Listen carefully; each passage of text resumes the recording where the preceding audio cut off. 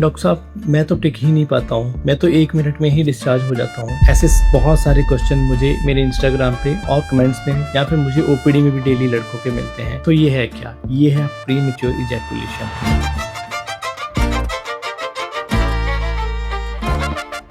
हर कोई लड़का इसके बारे में परेशान है और लोग जो हैं इससे फ्रस्ट्रेटेड हैं। तो आज मैं इसके बारे में बात करूंगा कि प्रीमेच्योर इजैकुलेशन है क्या, ये क्यों होता है, इसका सोल्यूशन क्या है और इसको आप खुद से कैसे ठीक कर सकते हो। तो चलिए शुरू करते हैं।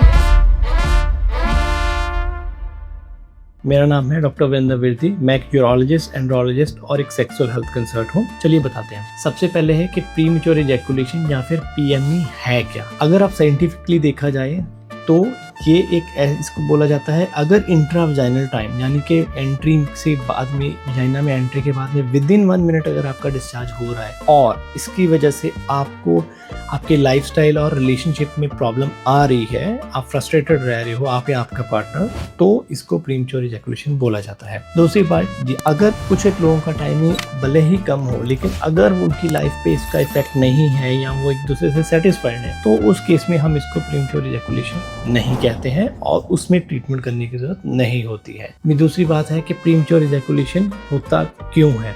इसके कुछ एक कारण है। सबसे पहले है कि बहुत ज़्यादा अगर एक्सेसिव मास्टरबेशन, दूसरा है पॉर्न कंजप्शन अगर बहुत ज़्यादा हो, तीसरा है आपका लाइफस्टाइल जो है वो हेल्दी नहीं है, आप बिल्कुल एक्सरसाइज नहीं करते हो, आपका सेडेंटरी लाइफस्टाइल है और आप जंक फूड वगैरह बहुत खाते हो उसकी वजह से। और एक फिजिकल कारण भी होता है जिसमें क्या होता है कि पेनिस के टिप के नीचे जो जॉइंट होता है जिसको हम फ्रेनुलम बोलते हैं, अगर वो बहुत शॉर्ट है तो आपको जब पेनिस इरेक्ट होता है तो वो स्किन खिंचती रहती है, तो उसको हम बोलते हैं टाइट फ्रेनुलम या फिर शॉर्ट फ्रेनुलम। और उसकी वजह से भी अगर है कि आपको इंटरकोर्स करते समय बहुत जल्दी डिस्चार्ज होता है। ये एक एक्चुअल ऑर्गेनिक कॉज है प्रीमेच्योर इजैकुलेशन का। ये मेन कारण है प्रीमेच्योर इजैकुलेशन के। तो अभी इसको ठीक कैसे किया जाए।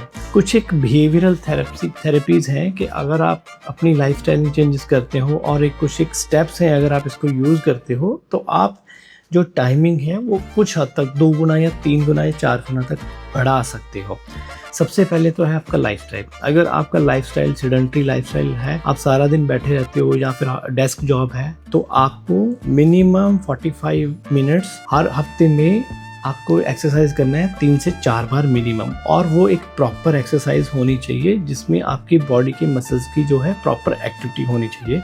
हाई इंटेंसिटी अगर करो तो बहुत बेटर है। दूसरा, आपको जंक फूड वगैरह बिल्कुल बंद करना होगा, आपको अल्कोहल कंजप्शन बिल्कुल खत्म करना होगा और जो भी प्रोसेस्ड फूड्स हैं वो आपको नहीं लेने हैं।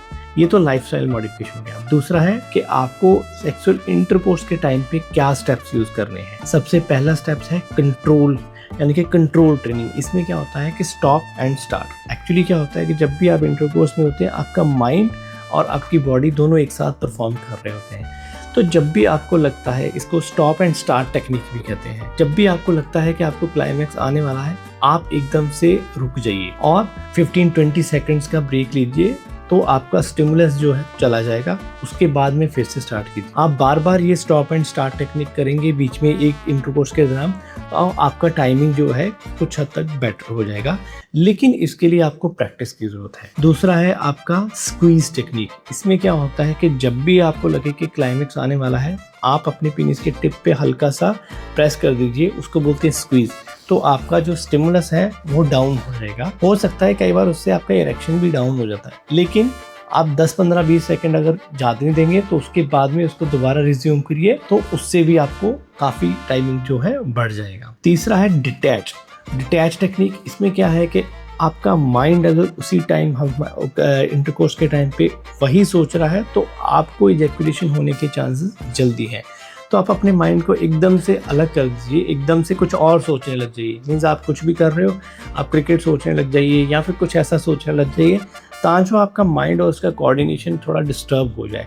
उसको हम बोलते हैं detach technique, detach your mind technique. चौथा आता है कि आपको पॉर्न को बिल्कुल मिनिमाइज करना है। अगर आप बहुत ज़्यादा पॉर्न कंज्यूम कर रहे हैं तो उससे भी आपको जो टाइमिंग का इशू है आपकी एक्सपेक्टेशन जो है वो अलग हो जाती है रियल टाइम से, तो उससे भी बहुत आपको हेल्प मिलेगी। और पांचवा है जो बेस्ट टिप है कि अगर आप कुछ भी नहीं कर पा रहे हैं तो आप अपनी पोजीशन, इसमें आप काउगल पोजीशन या फिर वुमेन ऑन टॉप कीजिए। इसमें आपको डेफिनेटली, जो अगर आपका टाइम विद इन 1 मिनट है तो आप बड़े आराम से 4-5 मिनट तक कर सकते हैं। तो ये कुछ मेथड्स हैं जिससे आपको प्रीमेच्योर इजैकुलेशन से डील करने में हेल्प मिलेगी। और जब आप इसको 3-4 मंथ्स 6 मंथ्स करोगे तो ऑटोमेटिकली आपका जो टाइमिंग है वो बेटर हो जाएगा। अगर इन सब मेथड्स के बाद में भी आपको नहीं हेल्प हो रही है, या फिर जो लास्ट में मैंने एक एक्चुअली कारण बताया था कि जब भी आपको पेनिस इरेक्ट होता है तो वो नीचे को खिंचता रहता है, या फिर आपका पूरा जो टिप है वो सीधा नहीं हो पाता, आपकी फ्रेनुलम टाइट है, ऐसा कुछ है, तो आप इमीडिएटली यूरोलॉजिस्ट से मिलिए। तो उस केस में आपको उसकी एक माइनर सर्जरी होती है जिसको हम फ्रेनुलोप्लास्टी कहते हैं, वो करवाने की जरूरत पड़ सकती है। और अगर ये कारण नहीं है और बाकी आपने बिहेवियरल थेरेपी सारी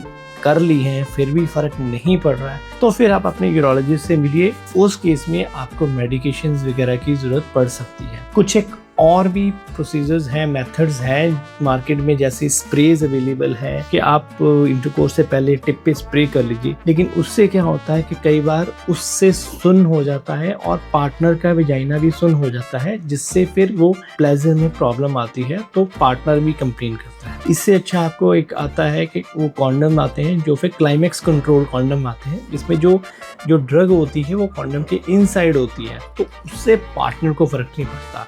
तो ये भी एक ट्राई कर सकते हैं। फिर भी अगर आपका कोई कमेंट है, तो कोई डाउट है तो उसको कमेंट्स में छोड़ दीजिए, मैं उसका रिप्लाई करूँ। Thank you.